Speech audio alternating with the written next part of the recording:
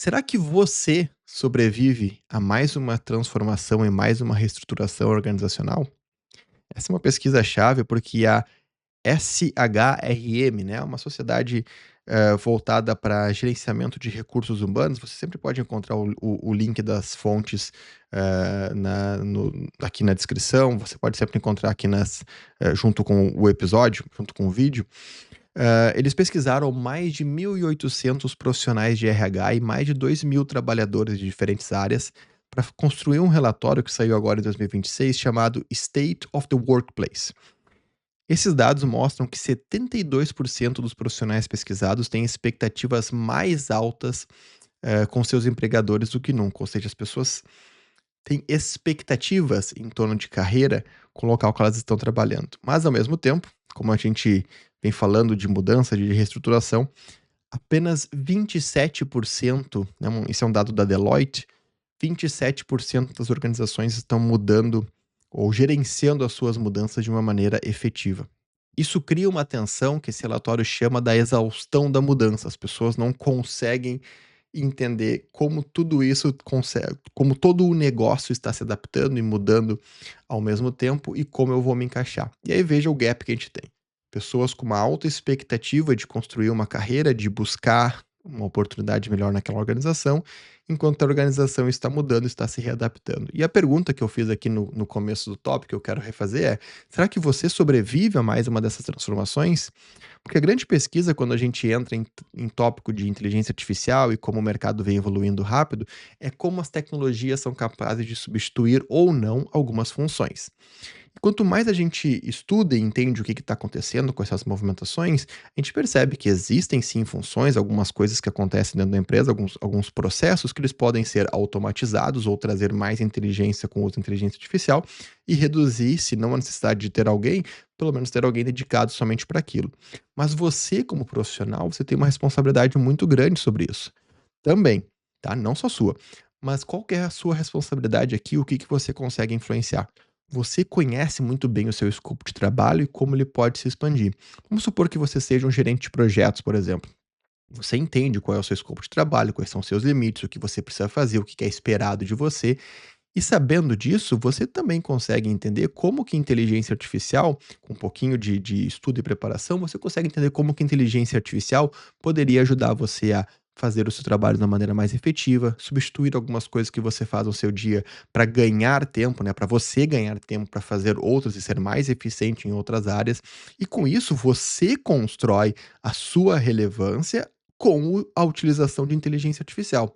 Se por outro lado você usa a inteligência artificial, mas você está alocando tudo para ela e ela está resolvendo as coisas para você, ela está cuidando do escopo do projeto, ela está cuidando da comunicação, ela está cuidando dos reportes, de tudo, você é quem está permitindo que a tecnologia te substitua. Você não está pensando, você não está raciocinando, você não está construindo conhecimento e você não está utilizando de uma ferramenta que é poderosíssima para melhorar ainda mais o seu impacto na organização.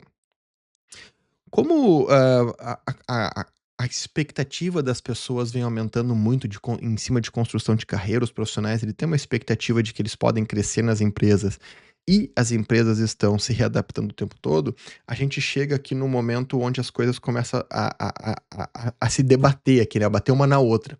Essa expectativa, ela começa a ser frustrada muito rapidamente quando as pessoas veem que a empresa com todas essas mudanças, não parece ter um espaço para aquele tipo de carreira que a pessoa quer construir. Existem cargos de middle management, né, de gerente médio sendo cortados, existem outras funções sendo substituídas, e o profissional acaba ficando um pouco perdido. Qual será que é o meu próximo passo? Qual será que é o local que eu devo ir? E isso gera uma ansiedade organizacional muito grande. Qual que é a grande reflexão, então, que esse tema, né, da exaustão da mudança, ele traz para gente? Tanto o relatório que fala sobre as mudanças organizacionais, quanto o relatório que fala dessa expectativa, dessa necessidade de de de precisar fazer ou de se readaptar, de construir a sua carreira ou adaptar a forma como você foca na sua carreira, como esses relatórios eles convergem para uma mesma mensagem, que é as coisas estão mudando rápido, mas você ainda tem tempo de puxar essa mudança e ter o controle ainda sobre como ela vai impactar o seu cargo, como vai impactar o seu dia a dia profissional, como essas coisas estão convergindo, a gente tem um momento muito grande que a gente deveria olhar com carinho para qualificação. Qualificação por quê? Porque quanto mais preparado e mais entendidos a gente consegue ser sobre a tecnologia, sobre o que está acontecendo no mercado, sobre o que está acontecendo ao nosso redor, mais preparado a gente consegue ser para reagir e reagir proativamente, não reativamente. Não apenas reagindo a uma movimentação, não apenas reagindo a algo que surgiu e como um hype a gente começa a correr em cima daquilo. Se você se sente esgotado por causa do excesso de mudança na sua empresa, você não está sozinho também. Essa é uma informação muito relevante com base nesses relatórios que eu citei, que mostram que como as organizações estão mudando muito rápidas e não estão, de acordo com os fatos, não estão mudando bem, não estão gerenciando bem as suas mudanças, você não está sozinho nesse sentimento de frustração.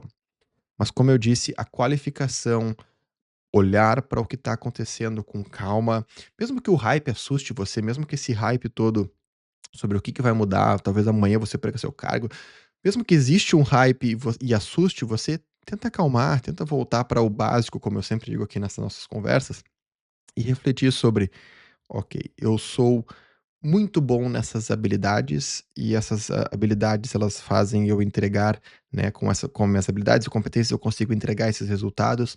Vamos analisar aqui, com essas habilidades que eu tenho, algumas delas realmente têm uma capacidade de ser, transportadas para uma inteligência artificial e eu posso fazer outras coisas. Quais habilidades dessas que eu tenho, elas são insubstituíveis e eu deveria ficar talvez ainda melhor nelas? Porque a gente tende a olhar pelo outro lado, né, o que que eu tenho de fraqueza, o que que eu não tenho de habilidade muito bem desenvolvida que eu talvez precise focar agora. Mas a gente não olha para tudo aquilo que a gente já é bom, que é insubstituível e talvez a gente pudesse ser ainda melhor. Talvez você seja um grande comunicador, mas talvez você possa ser ainda melhor. Talvez você possa aprender ainda melhor como comunicar a sua mensagem falando, talvez como comunicar a sua mensagem escrevendo. Que é um exemplo bem pessoal, eu gravando esses vídeos. Eu gosto muito de escrever e eu gosto muito de ler. E, obviamente, como você percebe, eu gosto muito de falar. Mas eu percebo que quando eu me exponho, por exemplo, criando um conteúdo, criando vídeo, gerando os podcasts, eu consigo e eu venho percebendo isso, já estamos com alguns episódios gravados, alguns vídeos gravados, eu venho percebendo que quanto mais eu faço, mais eu vou melhorando a minha capacidade de sintetizar o que eu quero dizer, de organizar as ideias, de transportar elas para você, do outro lado da câmera, do outro lado da tela, de uma maneira mais clara. Porque falar olhando para a câmera não é fácil. Quando a gente fala em frente de pessoas, quando a gente fala em frente de uma plateia, inclusive, eu gosto muito enfim, venho participando de algumas palestras recentemente, quando eu falo até mesmo por uma aula online, a experiência de ver outras pessoas reagindo, ela muda completamente.